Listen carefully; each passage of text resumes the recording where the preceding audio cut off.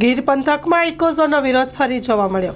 ખાટલા બેઠક યોજી આગામી દિવસોમાં ફરી વિરોધ નોંધાવવા માટે તખતો તૈયાર. સરકાર દ્વારા વન્યજીવોના હુમલામાં મૃત્યુ પામનારને ₹10 લાખની સહાયની જાહેરાત કરવામાં આવી છે. તેના પર આપ નેતાએ કહ્યું કે બાળકને ઇન્જેક્શન આપતી વખતે ડૉક્ટર ધ્યાન ખેંચે છે તે રીતે સરકાર ખેડૂતોનું ધ્યાન ખેંચે છે. આવા હુમલાઓ થાય ત્યારે માનવી જો સ્વ બચાવ કરે તો તેની જિંદગી બગડી જાય છે. ત્યારે સરકારને આડે હાથ લેતા તેમણે કહ્યું કે સરકાર શું વન્યજીવો વિસ્તારમાંથી બહાર નીકળી જાય તો વન વિભાગના અધિકારીઓ સામે કાર્યવાહી કરશે. સ્ટોરી રિપોર્ટ બાય પરાગ સંતાણી, ગીર સોમનાથ. હાલમાં ગીરમાં ચાલતા ઇકોઝોનના આંદોલનની વચ્ચે સરકારે લોકોનું ધ્યાન ડાયવર્ટ કરવા માટે કોઈ વન્ય પ્રાણી અથવા સિંહ દ્વારા માણસ ઉપર હુમલો થાય અને હુમલાથી માણસને ઈજા થાય અથવા મૃત્યુ થાય તો એમના માટે સહાય આપતો એક GR બહાર પાડ્યો છે. એમની અંદર દર્શાવવામાં આવ્યું છે કે કોઈ વન્ય પ્રાણી દ્વારા માણસનું જો મૃત્યુ થાય તો એમને ₹10 લાખ સહાય આપવામાં આવશે. આ તો એવી ઘટના બની કે ડૉક્ટરને જ્યારે બાળકને ઇન્જેક્શન મારવું હોય ને ત્યારે એનું ધ્યાન ડાયવર્ટ કરવા માટે એમને ચોકલેટ ખવડાવવામાં આવે, એમને બિસ્કિટ ખવડાવવામાં આવે અને પછી જેવું ધ્યાન ડાયવર્ટ થઈ જાય એટલે અચાનક જાલીને એમને ઇન્જેક્શન મારી દે. એટલે આ તો એવી ઘટના લાગી રહી છે કે સરકાર ઇકોઝોન નામનું ઇન્જેક્શન જાલીને મારવા માટે અત્યારે ગીરના લોકોનું ધ્યાન ડાયવર્ટ કરવાનો પ્રયત્ન કરી રહી છે.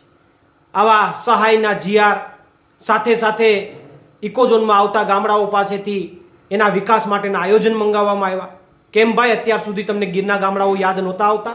અત્યાર સુધી શું સિંહ કે વન્ય પ્રાણીઓ માણસ ઉપર હુમલા નહોતા કરતા હતા? પણ અત્યારે સરકારની મનસા એવી છે કે આવી નાની મોટી લોભામણી જાહેરાતો કરી ગીરના લોકોનું ધ્યાન ડાયવર્ટ કરીએ અને પછી અચાનક ઇકોઝોન લાગુ કરી દઈએ. તો એ સરકારને કહેવું છે કે આ વખતે ગીરના લોકો એ વાતમાં નથી. ગીરના લોકો પણ હવે સમજદાર બન્યા છે. ગમે એટલું ધ્યાન ડાયવર્ટ કરવાનો પ્રયત્ન કરશો છતાં પણ ઇકોઝોનની વાત આવશે તો હળવા નિયમ કે કડક નિયમ, કોઈ પણ નિયમોમાં ગીરની જનતા ઇકોઝોન સ્વીકારવા માટે તૈયાર નથી. જો ઇકોઝોનની વાત આ ગીરની અંદર ગમે ત્યારે આવી ત્યારે આવનારા સમયમાં પણ અમે ગીરની અંદર જરૂર પડશે તો મોટા પ્રોગ્રામો અને મોટી સભાઓ જાહેર કરવાના છીએ. સાથે સાથે તંત્રએ અને વન વિભાગે આ GR બહાર પાડીને એવું સ્વીકાર્યું છે કે અમે અમારા જે બોર્ડર એરિયા છે, જે સેન્ચ્યુરી છે અથવા જ્યાં ફોરેસ્ટ એરિયા છે એમાં અમે સિંહને સાચવી રાખવા માટે અને વન્ય પ્રાણીઓને સાચવી રાખવા માટે સક્ષમ નથી. કારણ કે એમણે GRમાં જ સ્વીકાર્યું છે કે એમનો જો એ કોઈ હુમલો કરે માણસ ઉપર તો અમે એટલી સહાય આપીશું. શું માણસના મૃત્યુની વેલ્યુ માત્ર 10 લાખ છે? કોઈ પરિવારમાંથી કોઈ વ્યક્તિ જતો રહે તો શું 10 લાખથી એ પરિવારને વ્યક્તિ પાછો મળી જશે? નથી મળવાનું. અરે ગીરની અંદર કોઈ વ્યક્તિથી સ્વ બચાવમાં પોતાના માટે કદાચ કોઈ વન્ય પ્રાણી ઉપર કોઈ હુમલો થઈ જાય પોતાના સ્વ બચાવ માટે અથવા કોઈ એવી ઘટના બની જાય તો એ વ્યક્તિઓની પેઢીઓ જતી રહી છતાં જામીન નથી મળતા. અને તમારો સિંહ, તમારા વન્ય પ્રાણીઓ માણસ ઉપર હુમલો કરી દે, એને મારી નાખે તો ₹10 લાખ આપીને તમે છૂટા. કેમ ભાઈ? એ જે કંઈ ફોરેસ્ટનો એરિયો આવે છે ત્યાંના ફોરેસ્ટર કે ત્યાંના બીડકાર એના માટે જવાબદાર નથી? એમના ઉપર શું કામ કેસ નથી થતો? આવી સરકારની બેધારી નીતિનો કોઈ મતલબ નથી.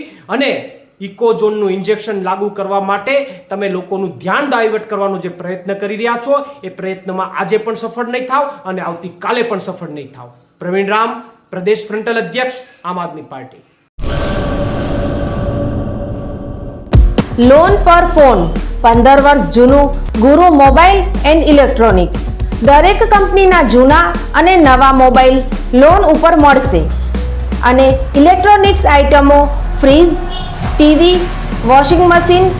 ગુરુ મોબાઈલ એન્ડ ઇલેક્ટ્રોનિક્સ, સંતોષી માતાના મંદિર પાસે અને અમારી અન્ય બ્રાન્ચ ગુરુ મોબાઈલ પોઈન્ટ, આભા હોટલ નીચે, પેટ્રોલ પંપ સામે, ભુજ.